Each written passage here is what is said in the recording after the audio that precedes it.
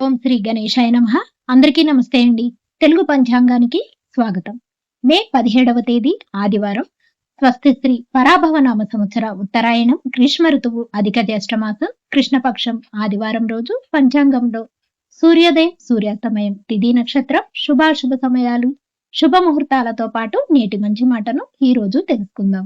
వీడియోలోకి వెళ్లే ముందు ఇంకా ఎవరైనా మా ఛానల్ సబ్స్క్రైబ్ చేయకపోతే ఇప్పుడే ఛానల్ ను సబ్స్క్రైబ్ చేసి పక్కనే ఉన్న బెల్ ఐకాన్ ను ప్రెస్ చేయండి. ఇలా చేయడం ద్వారా ప్రతిరోజు పంచాంగం మీకు టైంకి చేరుతుంది. వీడియో నచ్చితే లైక్ చేయండి.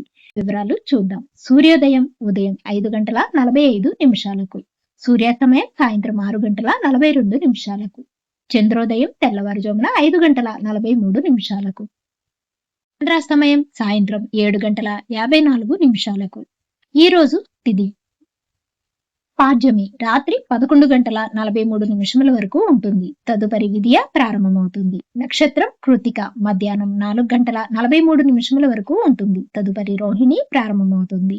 ఈ రోజు యోగం శోభన ఉదయం 6:15 వరకు ఉంటుంది. కరణం కీమస్తుగ్నము ఉదయం 11:36 వరకు ఉంటుంది. తదుపరి భవ సాయంత్రం 9:41 వరకు ఉంటుంది. ఈ రోజు అశుభ సమయాలు రాహుకాలం 4:30 నుండి 6 గంటల వరకు ఉంటుంది. యమగండ కాలం మధ్యాహ్నం 12 గంటల నుండి 1:30 వరకు ఉంటుంది. గుళికా కాలం మధ్యాహ్నం 3:40 నుండి 5:19 వరకు ఉంటుంది. దుర్ముహూర్తం సాయంత్రం 4:25 నుండి 5:13 వరకు ఉంటుంది. వర్జము తెల్లవారుజామున 4:31 నుండి 5:55 వరకు ఉంటుంది. ఇక ఈ రోజు శుభ సమయాలు అభిజిత్ ముహూర్తం ఉదయం 11:45 నుండి 12:39 వరకు ఉంటుంది. అమృతకాలం మధ్యాహ్నం 12:29 నుండి 1:53 వరకు ఉంటుంది.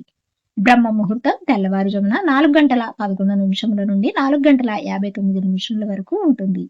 ఇక ఈ రోజు విశేషాలు చంద్రోదయం ఈ రోజు నుండి అధిక జ్యేష్ఠ మాసం ప్రారంభమవుతుంది. శుభ ముహూర్తాలు ఈ రోజు చిన్న చిన్న రోజువారీ కార్యక్రమాలకు మాత్రమే అనుకూలంగా ఉంది. చివరిగా నేటి మంచి మాట. ధనాన్ని చూసి దగ్గరికి వచ్చే బంధువులు, అందాన్ని చూసి కలిగే ప్రేమ, అవసరం కోసం కలుపుకునే స్నేహం ఎన్నటికీ శాశ్వతం కాదు. ఇవండి ఈ రోజు పంచాంగం వివరాలు. వీడియో నచ్చినట్లయితే లైక్ చేసి షేర్ చేయండి.